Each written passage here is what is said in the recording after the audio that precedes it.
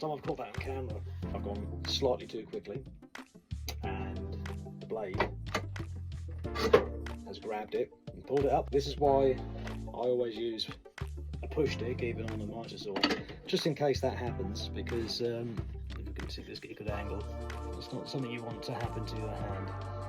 However, it looks quite bad, but I think this can be saved.